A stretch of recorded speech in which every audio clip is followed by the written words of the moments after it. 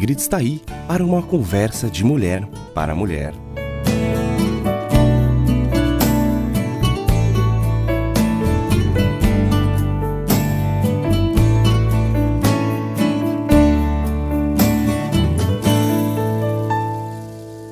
Oi, você que acompanha nossas conversas. A sua vida mudou depois que você tomou a decisão de seguir a Jesus e os seus ensinamentos? Podemos ter uma forma de pensar distorcida da visão bíblica. E quando entregamos a vida a Jesus Cristo, ocorre uma transformação no nosso modo de vida. O Espírito Santo passa a habitar no nosso coração, dando-nos a possibilidade de ter a mente de Cristo. É isso que diz lá em 1 Coríntios 2,16. E também podemos ter a sua perspectiva sobre a vida. Sim, isso é real. Quando comecei a ler a Bíblia, eu descobri que grande parte do que eu pensava a respeito da vida não era verdadeiro. Eu estava vivendo de maneira diretamente oposta à verdade. É a isso que Tiago 1,8 se refere como mente dividida. É uma vida de pensamentos inquietos e confusos em constante contradição. Quais deles iremos alimentar e deixar crescer e quais vamos deixar definhar e remover? Eu tive que escolher entre a verdade da palavra de Deus e os meus pensamentos carnais. Há uma batalha em nossas mentes e um inimigo que não quer que o pensamento de Cristo se estabeleça em nós. Embora não possa ler a nossa mente, Satanás pode enviar dardos inflamados disfarçados de pensamentos para nos encantar e nos confundir. Ele usa as tentações para nos seduzir, as acusações para causar falsa culpa e o engano para causar dúvida. O mundo está cheio de engano. O mundo é definido como um sistema de vida concebido pelo homem que deixa Deus de fora. E Satanás é chamado de o Deus desta era e também mentiroso e pai da mentira. E o bombardeio constante de mentiras resulta em uma batalha na nossa mente. E Satanás sabe que, se conseguir capturar a nossa mente, terá nos capturado. Tito 2,5, entretanto, manda sermos prudentes, isto é, ter a mente sã, controlada pelo Espírito Santo. Precisamos reconhecer que há uma batalha sendo travada nas nossas mentes, vinda tanto do inimigo quanto do nosso próprio pensamento distorcido. Há algumas áreas comuns que viram um campo de batalha e a aparência exigida das mulheres é uma dessas áreas.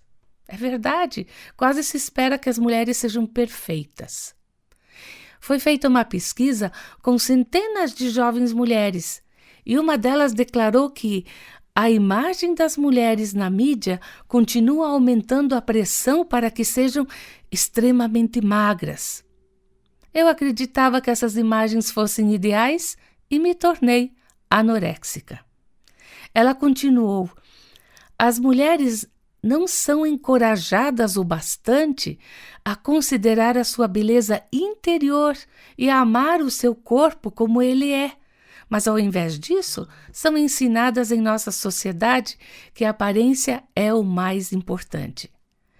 Essa moça estava às voltas com uma batalha mental em relação à sua aparência física. Eu sempre tive que acompanhar atentamente o meu peso. Eu já perdi e ganhei os mesmos 20 quilos várias vezes. Só de olhar a comida, ela já vai direto para os meus quadris. Eu quero ser saudável e forte, mas ao invés disso, eu sou tentada a achar que eu devo parecer uma modelo. Como é fácil ser enganada.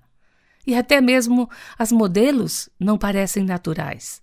Hoje, editores de imagem pegam qualquer foto e editam até chegar a um estado de perfeição criado pelo homem.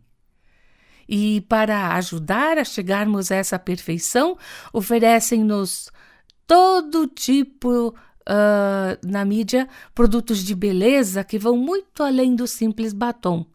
São extensores de cílios, toxina botulínica, o tal do Botox, descamação química, o peeling, clareamento de dentes, o levantador para olhos, o lifting, o implante de queixo, bochecha, bumbum e seios, lipoaspiração e também redução de bochechas, tatuagem e por aí afora.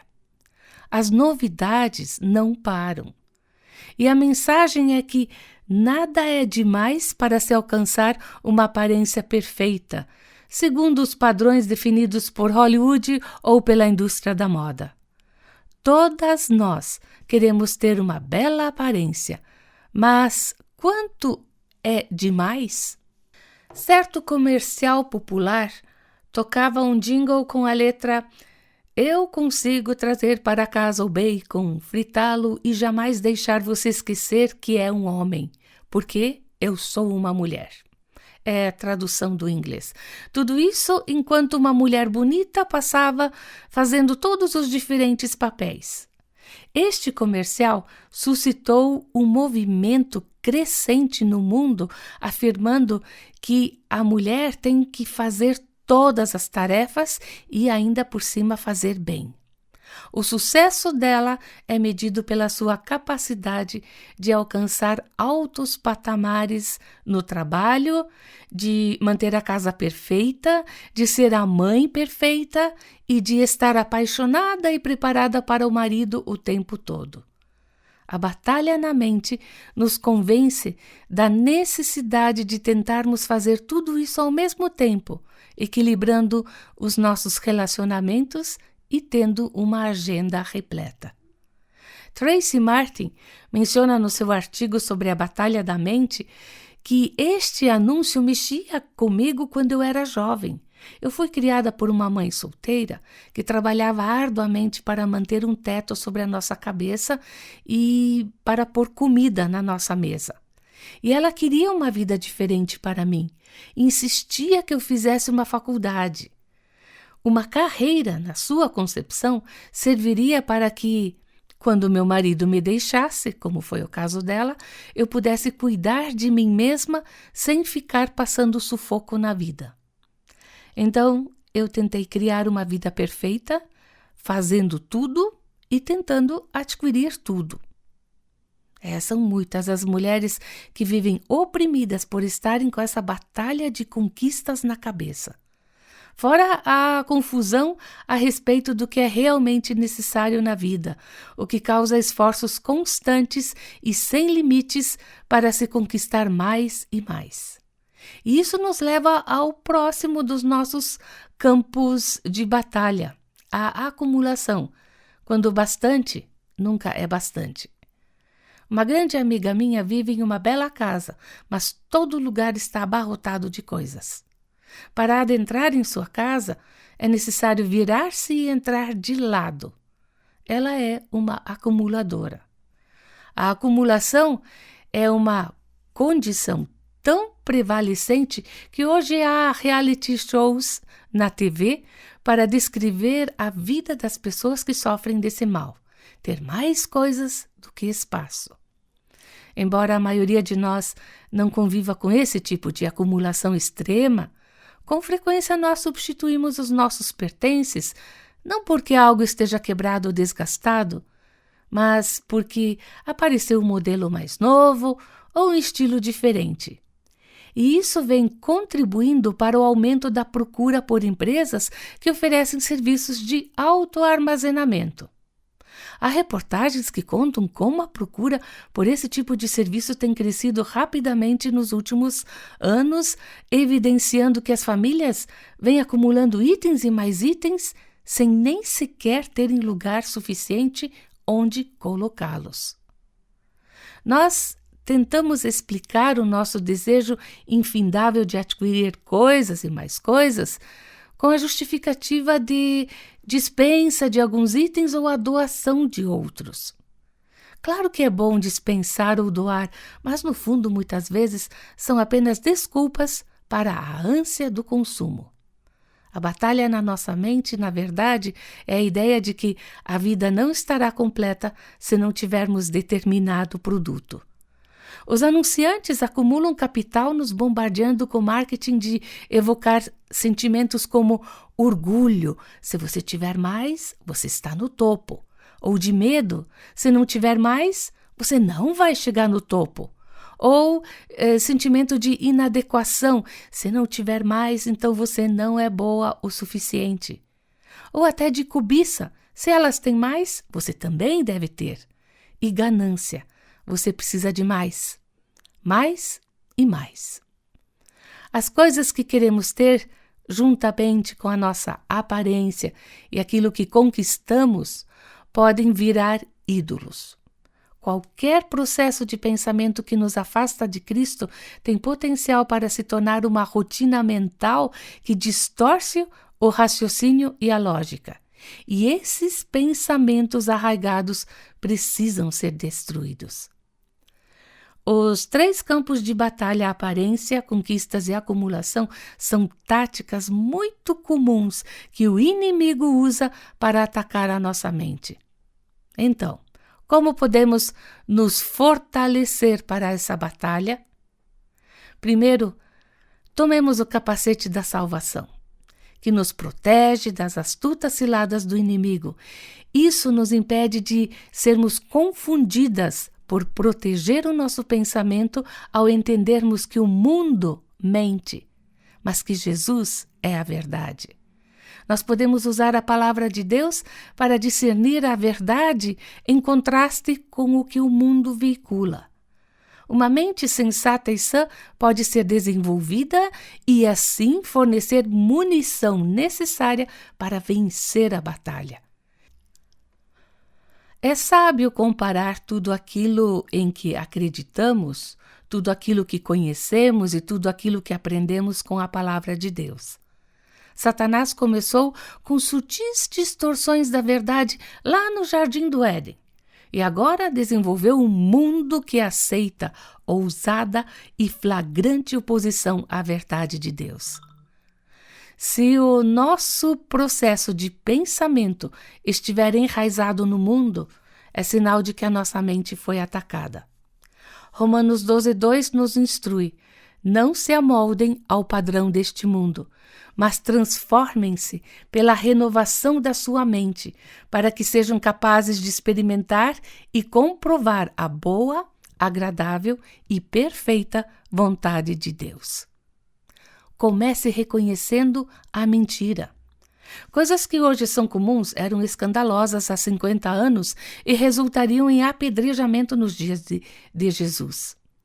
Um bom ponto de partida é se perguntar se a atitude, ação ou pensamento tem resistido ao teste do tempo da palavra de Deus. Tudo o que vai contra a palavra não é baseado na verdade. Devemos cuidar para que ninguém nos torne cativas através de filosofias e vãs sutilezas. Quando um pensamento nosso se contrapõe à verdade de Deus, o que precisamos fazer é escolher a verdade. João 17:17 diz: a tua palavra é a verdade. E, finalmente, combata a mentira com passagens específicas da Bíblia. Não basta simplesmente crermos na verdade. Nós temos que usá-la de fato como espada para lutarmos pela saúde da nossa mente. A batalha da aparência é pensar que, se aperfeiçoarmos a embalagem externa, nós nos tornaremos aceitáveis. Para o sistema de valores do mundo, nada é excessivo quando se trata de alcançar uma aparência perfeita e qualquer coisa menos que isso resulta em sentimentos de inferioridade ou fracasso. Na Bíblia, porém, quando estamos ensinando as mulheres Ou quando Pedro estava ensinando as mulheres, ele disse que a beleza externa, que vem do estilo do cabelo, das joias e das roupas bonitas, não deve ser o único esforço. Ele não estava dizendo para se descuidarem da aparência, mas sim para se concentrarem em desenvolver o espírito dócil e tranquilo, que é a característica peculiar da mulher cristã. A beleza é enganosa e a formosura é passageira, mas a mulher que teme ao Senhor será elogiada. Então, quando o nosso enfoque passa a ser o interior e não mais o exterior, nós nos concentramos no relacionamento com Deus, que é exatamente o que uma mente sensata e sã deve fazer. A batalha da conquista é pensar que o meu valor se expande ao conquistar algo que o mundo vê como importante ou mesmo algo que agrade apenas a outras pessoas. Deus, porém, diz em Isaías 43:7, a todo que é chamado pelo meu nome, a quem criei para a minha glória. Nós não estamos aqui para a nossa glória, mas para a de Deus. A nossa obediência traz a Ele grande glória, que é exatamente o que uma mente sensata e sã deve fazer. Eu acreditava na mentira de que eu tinha que conseguir ser e fazer tudo e, portanto, trabalhava em tempo integral, cuidava da casa e da família. Tínhamos uma babá para vir em casa e cuidar do nosso bebê. Quando chegávamos, a casa estava limpa e o jantar pronto esperando por nós. Assim, eu voltava para casa, alimentava minha filha, brincava com ela e a colocava para dormir. Situação ideal se você estiver trabalhando. No fundo do meu espírito, porém, havia uma constante inquietação. Eu não queria sair para trabalhar, eu queria ficar em casa com o meu bebê, mas também queria conquistar tudo lá fora. Eu não conseguia confiar que eu não seria abandonada. Afinal, minha mãe tinha sido abandonada. E somente depois de deixar mesmo o emprego foi que eu percebi como minha determinação em conquistar mais e mais me impedia de conhecer a Deus de verdade e, mais que isso, de trazer-lhe glória. A batalha da acumulação é pensar que posses como mais dinheiro ou coisas tornarão a vida completa. O bastante nunca é o bastante. Deus, no entanto, diz em 1 João 2,15, não amem o mundo e nem o que nele há. Se alguém amar o mundo, o amor do Pai não está nele. Então, quando valorizamos o que Deus valoriza, nós nos contentamos com o que temos, que é exatamente o que uma mente sensata e sã deve fazer. Eu cresci em meio a muita pobreza, então, na maior parte da minha vida, não tínhamos dinheiro para gastar em qualquer coisa que não fosse o básico necessário. Quando passei a trabalhar em tempo integral, embora não fizesse extravagâncias, eu conseguia comprar o que precisava e algumas coisas a mais que desejasse. A ideia de parar de trabalhar e voltar a não ter dinheiro suficiente era aterrorizante. Não importava para mim o fato de que o meu marido tivesse passado a ganhar mais ou que as despesas para eu trabalhar seriam eliminadas. Eu temia que não fosse o suficiente. O meu desejo por dinheiro me impedia de fazer o que eu realmente queria, ser aquela mãe que fica em casa com o seu bebê. Deus usou circunstâncias dolorosas para me fazer ficar em casa em tempo integral, transformando as rotinas mentais doentias que se formavam no meu pensamento. Não estou dizendo que todo mundo precise parar de trabalhar, mas que as minhas motivações se baseavam no meu próprio jeito de pensar e não na palavra de Deus. Esse evento deu início à renovação da minha mente e eu comecei a ganhar algumas das batalhas mentais. A guerra, contudo, é constante. Quer lutemos em um dos 3 campos de batalha, da aparência, das conquistas ou da acumulação, quer em outro desafio, como o vício ou necessidade de aprovação, a resposta é: mantenham o pensamento nas coisas do alto e não nas coisas terrenas, como diz Colossenses 3:2. Teremos, assim, a perspectiva correta para lidar com quaisquer tentativas de Satanás de nos enganar. Amiga, em outra oportunidade poderemos abordar mais sobre este tema. Compartilhe sobre as suas batalhas da mente.